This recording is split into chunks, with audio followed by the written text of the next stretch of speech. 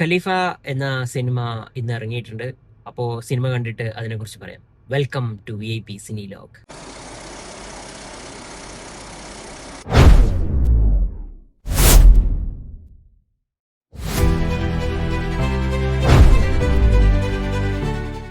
അങ്ങനെ ഖലീഫ കണ്ടു.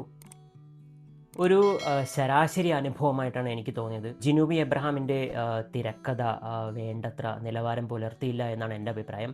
പക്ഷേ വൈശാഖിൻ്റെ മേക്കിംഗ് അടിപൊളിയായിരുന്നു. ഒരു ആവറേജ് അല്ലെങ്കിൽ ഒരു ശരാശരിയിൽ താഴെയുള്ള ഈ തിരക്കഥയെ സ്റ്റൈലിഷ് മേക്കിംഗ് കൊണ്ട് കുറച്ചെങ്കിലും ഒരു ശരാശരി നിലവാരത്തിലേക്ക് എത്തിക്കാൻ വൈശാഖിന് കഴിഞ്ഞിട്ടുണ്ട്. പൃഥ്വിരാജ് നന്നായിട്ട് പണിയെടുത്തിട്ടുണ്ട്. സ്റ്റൈലിഷ് ലുക്കും പിന്നെ ഫൈറ്റ് സീൻസിലൊക്കെ പൃഥ്വിരാജ് അടിപൊളിയായിട്ട് ചെയ്തിട്ടുണ്ട്. പക്ഷേ ഈ പടത്തിൻ്റെ മെയിൻ പോരായ്മയായിട്ട് എനിക്ക് പറയാനുള്ളത് നേരത്തെ പറഞ്ഞ പോലെ തന്നെ ഇതിൻ്റെ ഒരു തിരക്കഥയിലെ പാളിച്ച് തന്നെയാണ്. ഇമോഷണൽ എലമെൻറ്റ്സ് ഒട്ടും തന്നെ ഈ സിനിമയിലില്ല.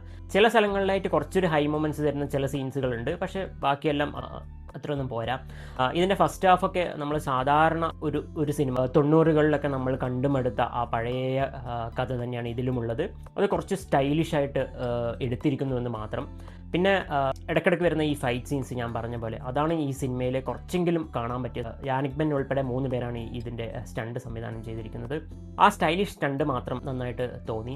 എല്ലാ സ്റ്റണ്ടും ഇല്ല, ചില സ്റ്റണ്ടുകൾ മാത്രം എനിക്ക് നന്നായിട്ട് തോന്നി. പിന്നെ പൃഥ്വിരാജ് നന്നായിട്ട് ചെയ്തിട്ടുണ്ട്.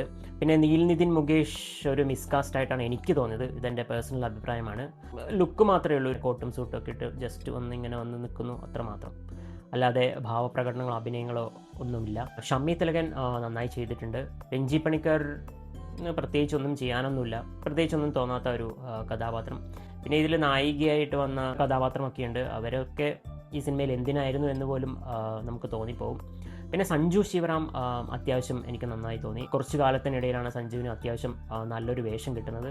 ബാക്കിയുള്ള സിനിമകളിലൊക്കെ ചെറിയ ചെറിയ വേഷങ്ങൾ ചെയ്തിട്ടുണ്ടെങ്കിൽ ഇതിൽ അത്യാവശ്യം നല്ല വേഷം സഞ്ജു ശിവറാമിന് കിട്ടിയിട്ടുണ്ട്. പിന്നെ ഓഫ് കോഴ്സ് മോഹൻലാൽ, അത് നമുക്ക് അറിയാവുന്ന ഒരു ഗസ്റ്റ് റോൾ തന്നെയാണ്. ആ മോഹൻലാലിനെ കാണിക്കുന്ന ആ സ്ഥലങ്ങളിലൊക്കെ കുറച്ച് നമുക്കൊരു ഹൈ കിട്ടി, തിയേറ്ററിലൊക്കെ കുറച്ച് ഓളം കിട്ടി. അത് കൂടാതെ 2 ക്യാമിയോയും കൂടി ഇതിലുണ്ട്.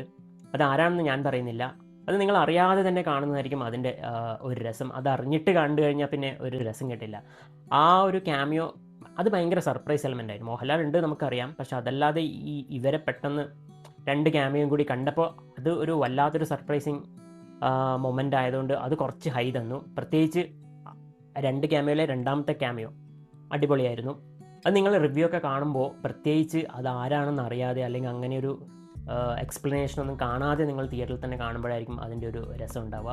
പിന്നെ ജേക്സ് ബിജോയുടെ മ്യൂസിക് ഇതിലുടനീളം ജേക്സ് ബിജോയുടെ മ്യൂസിക് നിങ്ങൾക്ക് കേൾക്കാം. അങ്ങനെ അടിച്ച് മാക്സിമം പണിയെടുത്തിട്ടുണ്ട് ജേക്സ് ബിജോയി. ചില സമയങ്ങളിലൊക്കെ ആ മ്യൂസിക് കൊണ്ട് പടത്തിന് ഗുണമുണ്ടായി എന്ന് പറയാം, പക്ഷേ എല്ലായിടത്തും ഒന്നുമില്ല. ചില സമയത്തൊക്കെ എനിക്ക് അത്രയ്ക്ക് അങ്ങോട്ട് ഒരു ഹൈ മൊമെൻ്റ് കിട്ടിയില്ല. കാരണം ഇങ്ങനെയുള്ള മാസ് മസാല സിനിമകളിൽ നമുക്കൊരു ടിപ്പിക്കൽ BGM വേണം. ഇപ്പോൾ പുലിമുരുകനിലൊക്കെ കാണിക്കുമ്പോൾ നമുക്ക് ആ മുരുക എന്ന് പറഞ്ഞ ആ മ്യൂസിക്കൊക്കെ കിട്ടുമ്പോൾ, മുരുകനെ കാണിക്കുമ്പോൾ ആ മ്യൂസിക്കൊക്കെ കിട്ടുമ്പോൾ നല്ലൊരു ഹൈ കിട്ടിയിരുന്നു. ഇതിൽ അങ്ങനത്തെ ഒരു മ്യൂസിക് ഉണ്ട്, പക്ഷെ അത് എല്ലായിടത്തൊന്നും പ്ലേസ് ചെയ്യാത്തതുകൊണ്ടും നമുക്ക് ആ ഒരു എല്ലായ്പ്പോഴും ഒരു ഹൈ കിട്ടിയിട്ടില്ല. അതേപോലെ പടം കുറച്ച് ലാഗിങ് ആണ്. 2.25 മണിക്കൂറുണ്ട് ഈ സിനിമ. അത്രയ്ക്കൊന്നും വേണ്ടിയിരുന്നില്ല എന്ന് തോന്നുന്നു. കുറേ സീനുകളൊക്കെ എന്തിനായിരുന്നു എന്ന് നമുക്ക് തോന്നിപ്പോകുന്നുണ്ട്. സിനിമയുടെ ഫസ്റ്റ് ഹാഫ് മുഴുവൻ പൃഥ്വിരാജിൻ്റെ എസ്റ്റാബ്ലിഷ്മെൻ്റാണ്, എങ്ങനെ ഇതിലേക്ക് വന്നു. കഥയൊന്നും ഞാൻ കൂടുതൽ പറയുന്നില്ല, പക്ഷേ എന്നാലും നമ്മളത് പണ്ട് കണ്ടുപടുത്തിരുന്ന ആ പല കഥാസന്ദർഭങ്ങളിലും കൂടി തന്നെയാണ് പോയിക്കൊണ്ടിരിക്കുന്നത്. ഫസ്റ്റ് ഹാഫ് അങ്ങനെയാണെങ്കിൽ സെക്കൻഡ് ഹാഫിലും ഒരു സാധാരണ രീതിയിൽ പോയി. ക്യാമിയോ വന്ന് സെക്കൻഡ് പാർട്ടിലേക്കുള്ള എസ്റ്റാബ്ലിഷ്മെൻറ്റുകളൊക്കെ എസ്റ്റാബ്ലിഷ് ആയിട്ട് ഇതിൽ ചെയ്തിട്ടില്ല, പക്ഷേ എന്നാലും നമുക്കറിയാം 2 ഭാഗങ്ങളായിട്ടാണ് ഇവർ ഇത് ഇറക്കാൻ ഉദ്ദേശിക്കുന്നതെന്ന്.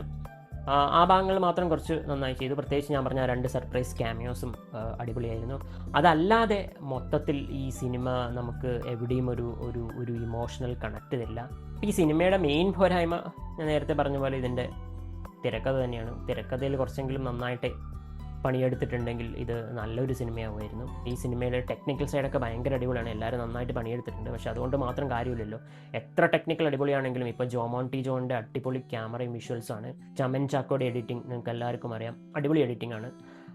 ജേക്സ് ബിജോയുടെ കിടിലൻ മ്യൂസിക്. ഇത്രയും നല്ല അടിപൊളി ടെക്നിക്കൽ ടീം ഉണ്ടെങ്കിലും വൈശാഖിൻ്റെ ഡയറക്ഷൻ സ്റ്റൈലിഷ് ഡയറക്ഷൻ ആണെങ്കിലും ഒരു ഒരു സിനിമയുടെ ഏറ്റവും വലിയ നട്ടെല്ല് എന്ന് പറയുന്നത് അതിൻ്റെ കഥ അല്ലെങ്കിൽ അതിൻ്റെ സ്ക്രിപ്റ്റ് തന്നെയാണ്. അത് പാളിക്കഴിഞ്ഞ് കഴിഞ്ഞാൽ പിന്നെ സിനിമ എത്ര നമ്മൾ എങ്ങനെ ടെക്നിക്കൽ ടീമിനെ കൊണ്ട് നന്നാക്കാൻ ശ്രമിച്ചു കഴിഞ്ഞു കഴിഞ്ഞാലും അത് ശരിയാവണമെന്നില്ല.